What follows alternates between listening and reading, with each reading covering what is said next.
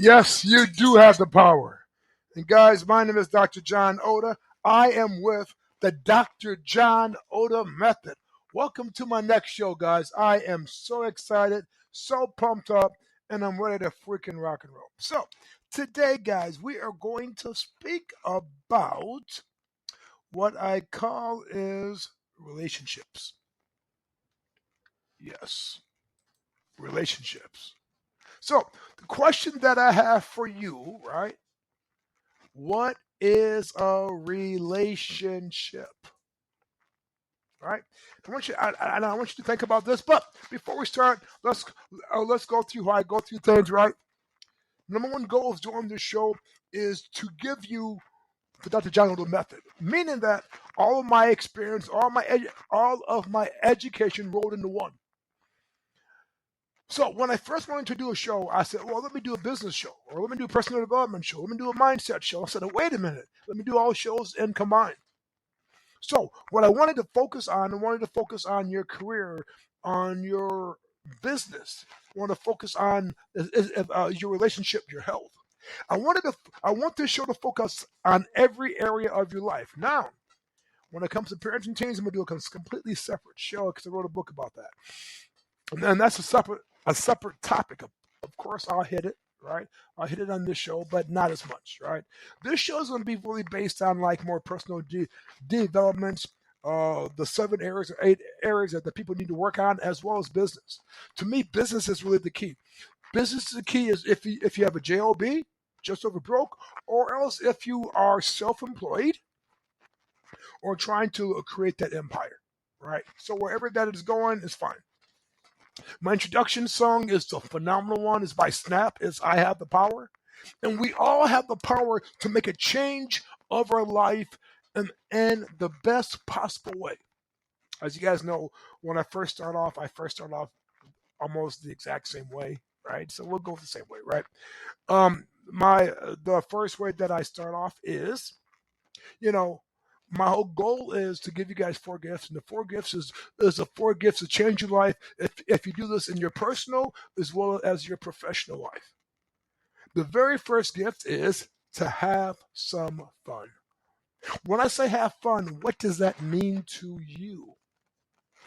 See, to me, to have fun, right? The last 2 years we've been with COVID. We had so much freaking uncertainty. We had to have a mask on. Now, on some of us, it made us look pretty good, to be truly honest with you. I go to the gym. Don't want to be fun, but it really made some people look pretty good, right? We had a mask on. We had to be 6 feet. We had to be away from our loved ones and our friends because COVID, we didn't know what the heck was going on, right? And I believe that we lost the passion and to have fun. See, for me to have fun, guys, I dance, I sing, I crack jokes, as you guys know, because I'm a jokester.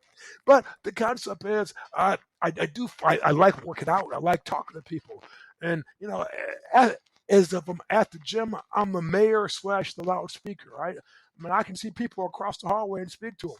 It's just part of my crazy personality, but I'm having fun. How do you have fun? And here it goes for the next 10, 15 minutes. Can you guys have fun? After the show, then you can have your boring, mundane life. But I would rather you practice having fun in your life each and every day. Yes or yes? I heard you. Fabulous. My second gift is to take action now. When you hear something and you want to use it, you go, yeah, that's a pretty good idea. No, guys, write that crap down, schedule it, and figure out how you can actually use it to apply it inside your life. That's when change takes place.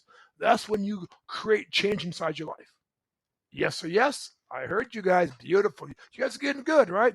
And what I want you guys to say yes. I don't want you guys, I don't want to make it to a rah-rah session, but I want to wake up your nervous system and your mind and your mindset so you can get your goals and dreams.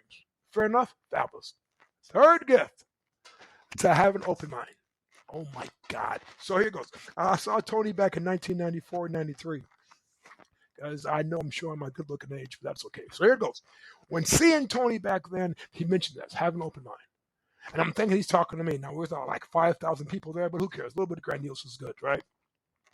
But what he said some of the most profound knowledge. He says, we live in a box. We work in a box. We drive in a box. We watch a box. We even talk about a box. My outcome is to get you outside your comfort zone and to show you how to have an open mind. Because sometimes what I say, you might not even believe it. You might not even like it. You might think I'm a quack, and I could be. But I'm always focused on one thing. My focus is how I can take you from A to B and change the quality of your life. That's my outcome. But the only way I can do that is when you have an open mind. So can you have an open mind? Yes or yes? I heard you. Last but not least, allow me to be your coach and your mentor. What's a coach and what's a mentor? Here it goes. I can coach you on a relationship. I can coach you on sales or time management. I can coach you on being a better person, right? But being a mentor, I've been there and done that. I started the mentor field in 1987. I went to seminars and workshops. Oh my God, I probably spent hundreds of thousands or plus dollars, but I made 10 times back from those seminars and workshops, right? 10, 20, 30, 100 times more than that, right?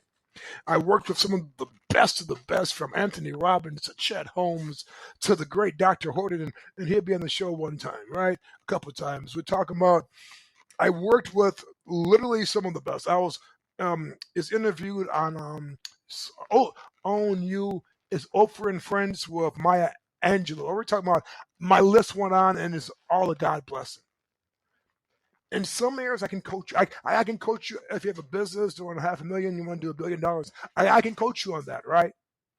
I mean, I can mentor you on that because I've been there and I've done that.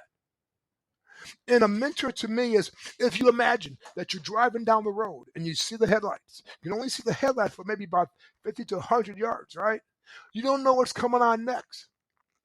Being your mentor, I'm going to say, hey, 100 yards, you're great. But when you get 101 yards, we need to make a right. Because if you don't make that right, who knows what will happen to you. So my goal is today to be a coach as well as your mentor. Fair enough? I heard you guys, right? So here it goes. We're going to focus on what I call is the power of relationship, right? So to me, relationship, I'm talking about with a significant other. It could be a spouse, right?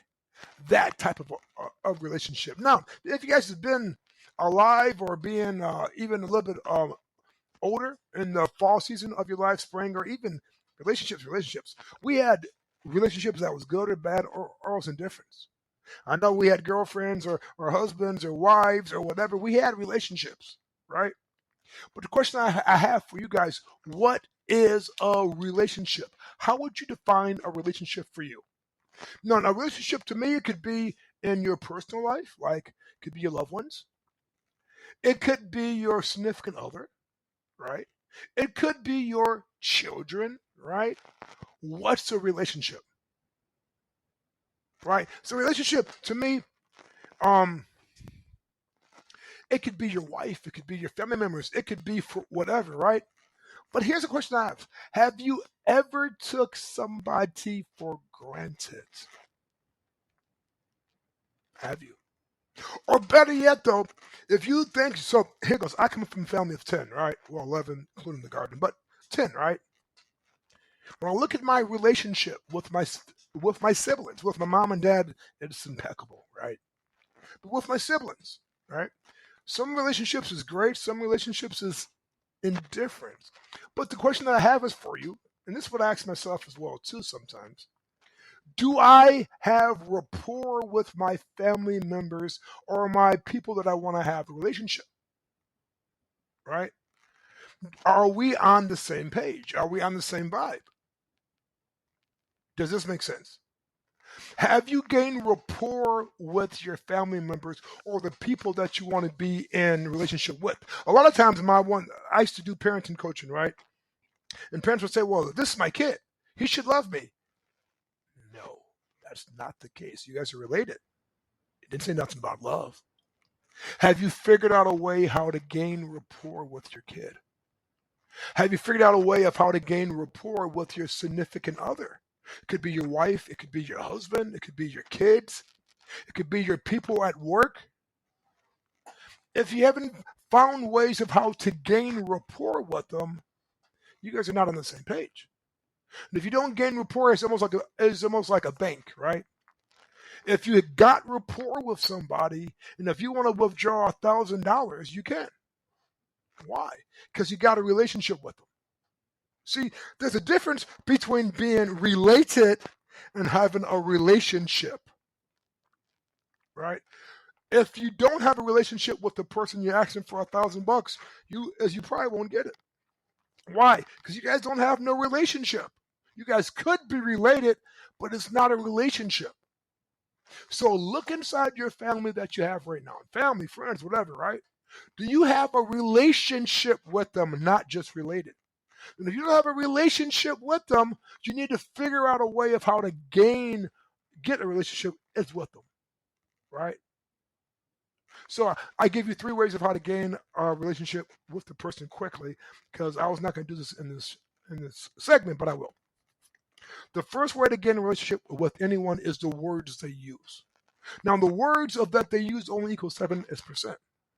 So if you say, well, where you're from, and you say, well, I'm from Chicago area, and if they're not from the Chicagoland area, you're not going to gain rapport with them, right?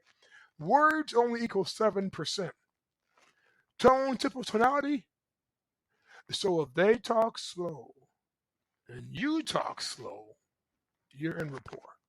If they talk fast like this and you talk slow, you're not in rapport, right? But tone, tempo, tonality equals 38%. People who talk loud like me, I love them, because loud talking people like loud talking people. When I find people talk soft, oh my God, I'm cringing. Like, geez, I got to talk this soft. Really? Right? And last but not least is physiology.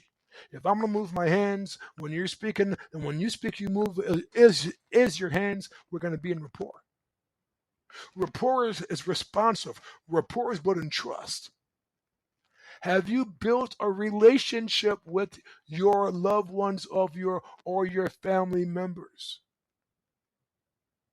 And if you haven't, figure out other ways of doing it, and maybe throughout the show, I will even do a segment on this, right? But here it goes. Let's break this relationship down. Do you take your wife, your family members for granted? That's no doubt question. And here it goes. If you have a family of 10 like I do, yes, I do take them for granted at times.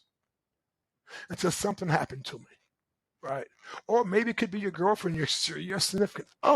Is other. Maybe you know that they'll always be around. And we take them for granted. How to create a powerful relationship with your loved ones. So let me break it down to you, right? Here's how I see things, right? The first thing that you have to do is you have to first admit that there is a problem in the relationship. All right. So I take my example very well because I have a great one. I have 6 sisters and 3 brothers. The older brother that died back in 2019, he died of Agent Orange, which is cancer. So I have 2 brothers and 6 sisters, right? And when I have problems with some of my siblings, I have to first and foremost admit that we have a problem. Because sometimes in life we want to overcome it, or we don't want to say anything about it, right? We want to hide it. But the concept is, or the challenge is it's going to always surface up, right? Whatever problem of that you have, take responsibility for it.